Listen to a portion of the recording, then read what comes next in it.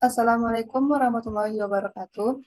Pertama-tama, marilah kita ucapkan puji dan syukur atas kehadirat Allah Subhanahu wa Ta'ala yang telah melimpahkan rahmat dan karunia-Nya sehingga kami dapat menyelesaikan dan menyajikan video presentasi ini.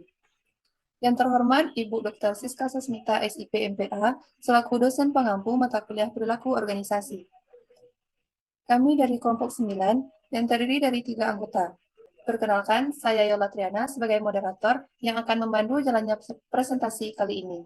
Dan rekan-rekan saya, yaitu Katrunada Naila Shifa dan Salaisya Amani Fatiha. Pada video ini, kami akan menyampaikan hasil diskusi kami mengenai analisis fenomena perilaku organisasi. Baiklah, langsung saja kita masuk pada pembahasan pertama yang akan disampaikan oleh Katrunada Naila Shifa. Kepada Shifa dipersilakan. Baik, terima kasih kepada moderator. Perkenalkan, nama saya Katruna Daniela Siva dengan NIM 230421192. Saya akan membaca pembahasan pertama.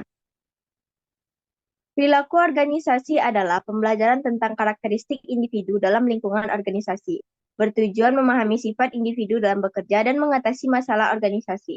Organizational Behavior atau OB mempelajari pengaruh individu, kelompok, dan struktur terhadap perilaku di organisasi, serta respon organisasi terhadap perilaku tersebut.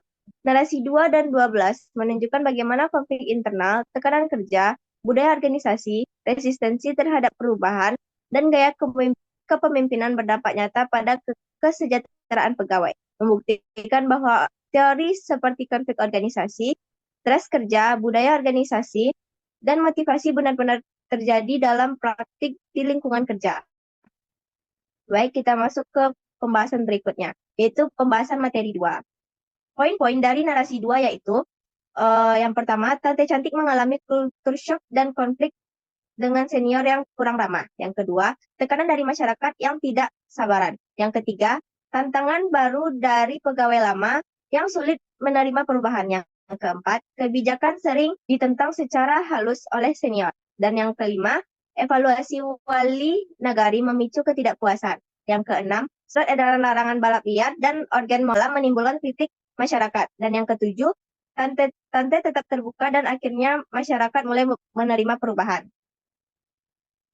Analisis dari narasi kedua yaitu yang pertama adanya culture shock, yang kedua konflik, dan yang ketiga motivasi. Hal pada tahun 1959, culture shock sebagai sebuah gangguan pada semua hal yang biasa dihadapi di tempat asal menjadi sangat berbeda dengan hal yang dihadapi di tempat baru dan asing. Adaptasi dan culture shock.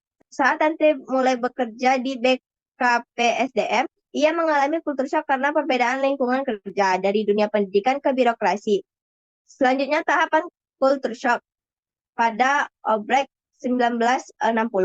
Yang pertama yaitu fase krisis. Fase krisis yaitu di mana Tante merasa lingkungan kerja asing dan tidak nyaman dan penuh tekanan. Yang kedua fase recovery, yaitu di mana Tante mulai memahami budaya kerja di instansi baru dengan lebih realistis. Dan fase ketiga yaitu fase penyesuaian diri, di mana Tante memilih bertahan dengan mengembangkan gaya kepemimpinan tegas namun terbuka. Dan dampak dari kultur shock terhadap Tante yaitu dampak negatifnya yang muncul stres, rasa tidak terima, dan perasaan terisolasi. Dan dampak positifnya yaitu Tante mampu mengembangkan gaya kepemimpinan tegas dan terbuka untuk menyesuaikan diri dengan tantangan budaya kerja baru.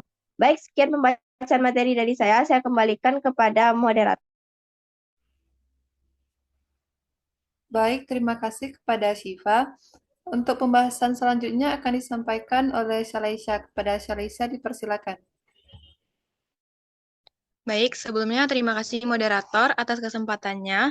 Di sini saya akan melanjutkan pemaparan materi selanjutnya, yaitu terkait analisa dari narasi 2, yaitu tentang konflik. Menurut Robin dan Judge tahun 2017, konflik itu merupakan suatu proses yang diawali jika suatu pihak merasa kalau pihak lain sudah mempengaruhi secara negatif ataupun hendak mempengaruhi secara negatif, suatu yang menjadi atensi pihak pertama. Nah, proses konflik menurut model Robbins itu yang pertama adanya potensi konflik. Potensi konflik itu dapat berupa adanya perbedaan nilai, tujuan, dan juga komunikasi yang buruk. Nah, yang nantinya akan dirasakan dan juga dipersepsikan oleh suatu individu. Kalau kita lihat dari narasi kedua, itu pegawai lama merasa tidak nyaman terhadap adanya pegawai baru. Ketika konflik sudah mulai dirasakan, maka perilaku konflik akan mulai muncul, yaitu seperti adanya sabotase kecil, gosip, ataupun resistensi pasif. Nah, apabila konflik sudah muncul, maka konflik tersebut perlu ditangani atau diatasi. Konflik yang terdapat dalam narasi 2 itu yaitu konflik horizontal, yang mana konflik horizontal yaitu terjadi antara pegawai dalam tingkat yang sama. Tante Cantik itu berkonflik dengan pegawai senior di BKP SDM dan di kecamatan. Kemudian konflik yang terjadi yaitu konflik vertikal. Dapat kita lihat bahwa terjadi konflik antara tante sebagai camat dengan masyarakat mengenai kebijakan sosial larangan balap liar dan juga orgin di malam hari. Nah, untuk mengatasi hal tersebut, ada dua langkah yang dilakukan oleh Tante Cantik dalam mengelola konflik, yaitu yang pertama, Tante Cantik itu mengambil tindakan tegas terhadap pegawai yang tidak produktif dan juga membangun komunikasi dengan masyarakat. Nah, selanjutnya saya akan membahas materi selanjutnya, yaitu adanya motivasi atau self-determination pada narasi kedua. Nah, menurut Robin dan Judge, motivasi merupakan suatu proses yang menerangkan suatu kesungguhan, arah, dan juga kegigihan seseorang untuk mencapai tujuannya. Teori motivasi yang relevan atau yang cocok dengan narasi kedua yaitu teori hierarki kebutuhan Maslow, yang mana teori ini memiliki dua tingkatan, yaitu tingkat aktualisasi diri dan juga tingkat harga diri atau kebutuhan penghargaan. Tingkat aktualisasi diri itu maksudnya dapat kita lihat pada narasi kedua ini, yaitu Tante Cantik ingin mencapai potensi tertingginya sebagai pemimpin yang membawa perubahan positif. Kemudian yang kedua, tingkat harga diri atau kebutuhan penghargaan. Maksudnya yaitu kebutuhan untuk mendapatkan penghargaan, baik itu dari diri sendiri atau penghargaan dari orang lain, termasuk seperti rasa percaya diri, harga diri, status, dan juga pengakuan. Kemudian teori yang kedua yaitu teori dua faktor Herzberg, yang mana motivator faktorsnya itu berkaitan dengan pekerjaan itu sendiri dan dapat memicu motivasi. Yang kedua yaitu hygiene factors. Maksudnya yaitu faktor yang berkaitan dengan lingkungan kerja dan juga kondisi yang dapat mencegah ketidakpuasan. Contohnya seperti kebijakan perusahaan, gaji, dan juga kondisi kerja. Nah, Tante Cantik itu dia tetap merasa termotivasi untuk melayani dan juga memperbaiki sistem, yang mana hal tersebut menunjukkan adanya bentuk motivasi intrinsik atau dorongan dari dalam diri Tante Cantik untuk berbuat baik dan juga berkontribusi sesuai dengan teori self-determination. Baik, pembahasan selanjutnya terkait narasi 12. Sebenarnya saya akan menjelaskan sedikit ringkasan dari narasi 12 ini. Kak Rifani dia resign dari bank tempat dia kerja itu karena dia mengalami tekanan target dan juga budaya kerja yang toksik. Nah, akibatnya karena dia hidup di lingkungan yang penuh toksik, Tante Rifani itu mengalami kelelahan mental yang berakibat kompetensi tidak sehat dan juga perlakuan buruk oleh atasan kepada Tante Rifani. Kemudian Tante Rifani itu bertahan selama 4 tahun di tempat kerjanya itu demi pengalaman, kemudian demi penghasilan dan juga tabungan masa depan. Titik baliknya, Tante Rifani memutuskan menikah dan juga ingin fokus menjadi ibu rumah tangga. Kemudian Tante Rifani juga mengelola stres, yaitu dengan cara self-reward dan membangun dukungan antar rekan kerja. Nah, kalau dilihat dari narasi 12 ini, itu terdapat konsep dari teori perilaku organisasi, yaitu adanya stres kerja, konflik struktural, dan juga motivasi. Baik, mungkin cukup sekian penjelasan dari saya. Saya kembalikan kepada moderator. Baik, terima kasih kepada Salaisya. Lanjutan dari pembahasan Salaisya akan saya lanjutkan sendiri, yaitu analisis narasi 12 mengenai stres kerja. Menurut Robbins 2003, stres kerja adalah respon fisik dan emosional yang merugikan yang terjadi ketika tuntutan pekerjaan tidak sesuai dengan kemampuan, sumber daya, atau kebutuhan pekerja. Bukti adanya stres kerja dalam narasi 12 ini yaitu Kak Rifani mengalami tekanan berat untuk mencapai target kinerja di tempat kerjanya atau di bank. Yang kedua, lingkungan kerja yang sangat kompetitif dan toksik. Dipajangnya peringkat pencapaian di papan kantor dan adanya penghinaan atau cemoohan dari atasan saat target tidak tercapai. Sumber-sumber stres kerja yang dialami oleh Kak Rifani ini menurut Robbins 2003, yaitu yang pertama tuntutan tugas, seperti target kerja yang tinggi dan ketat. Yang kedua, tuntutan peran, seperti harapan untuk selalu mencapai ranking atas. Yang ketiga, tuntutan interpersonal, seperti hubungan kerja yang tidak suportif, penghinaan dari atasan. Yang keempat, lingkungan organisasi, seperti budaya kompetitif berlebihan yang menekan mental karyawan. Dampak stres kerja terhadap Kak Rifani ini dapat dilihat pada psikologisnya, seperti munculnya stres berat, rasa cemas, dan kelelahan mental. Dilihat dari perilaku, seperti menurunnya motivasi kerja, dan kebutuhan mencari coping mechanism. Yang ketiga, dilihat dari sosial, seperti membentuk kelompok kecil dukungan sosial dengan rekan kerja sebagai upaya mengurangi tekanan. Strategi Kak Rifani untuk mencegah stres kerja ini dapat dilihat seperti self-reward, yaitu memberikan penghargaan kepada diri sendiri setelah mencapai sesuatu kecil. Yang kedua, membangun support group, membuat komunitas kecil dengan rekan kerja untuk saling mendukung secara emosional. Yang ketiga, meningkatkan ketahanan diri. Kak Rifani tetap bertahan dalam lingkungan kerja yang sulit tanpa sepenuhnya menyerah. Analisis dari narasi 12 yang selanjutnya yaitu adanya konflik struktural.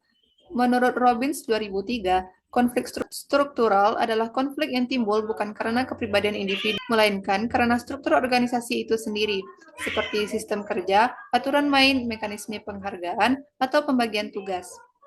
Dalam narasi 12, terlihat jelas bahwa konflik muncul dari struktur kerja dan sistem organisasi. Penilaian berbasis papan skor seperti semua karyawan dikompetisikan secara terbuka, menciptakan suasana saling menjatuhkan, bukan kolaborasi. Yang kedua, sistem target yang tinggi dan tidak realistis.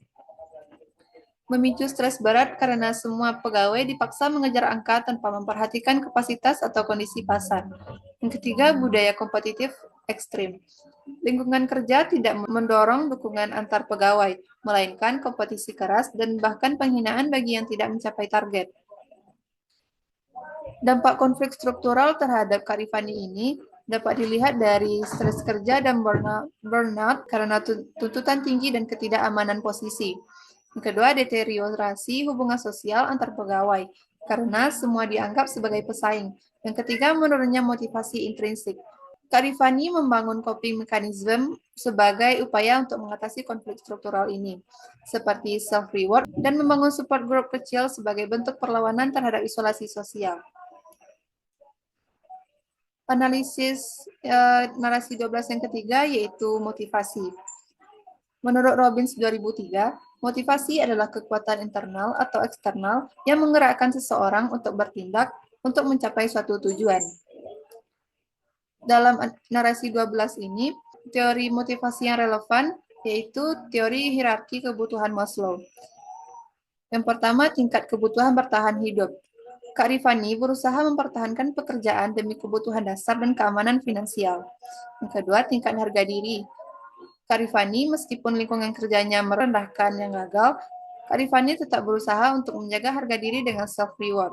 Teori dua faktor Herzberg juga menjadi teori motivasi yang relevan. Seperti yang pertama, hygiene factor. Lingkungan kerja seperti kompetisi tidak sehat dan tekanan atasan bersifat hygiene faktor yang menimbulkan ketidakpuasan. Yang kedua, motivator faktor. Kak Rifani tetap menemukan motivator internal dari pencapaian pribadi kecil yang dihargai melalui self-reward. Meskipun mengalami stres dan tekanan sosial, Kak Rifani tetap berusaha mencapai target, membentuk coping mechanism seperti self-reward dan support group, dan tidak menyerah atau keluar dari pekerjaannya sebelum waktu yang tepat.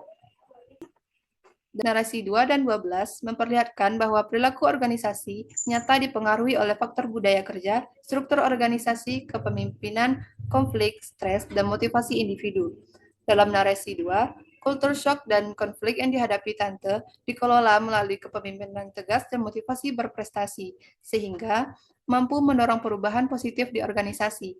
Sementara dalam narasi 12, tekanan target dan budaya kompetitif menciptakan stres kerja dan konflik struktural. Namun, Kak Rifani menunjukkan coping positif melalui self-reward dan dukungan kelompok kecil. Dari kedua narasi ini, dapat disimpulkan bahwa mengelola dinamika konflik, stres, dan motivasi secara efektif sangat penting untuk menjaga kinerja dan kesejahteraan dalam organisasi. Saya kira presentasi ini cukup sampai di sini. Harapannya presentasi ini dapat memberikan ilmu yang baik kepada kita semua ke depannya. Maaf apabila ada kesalahan dan kekurangan kata. Saya akhiri dengan Assalamualaikum warahmatullahi wabarakatuh.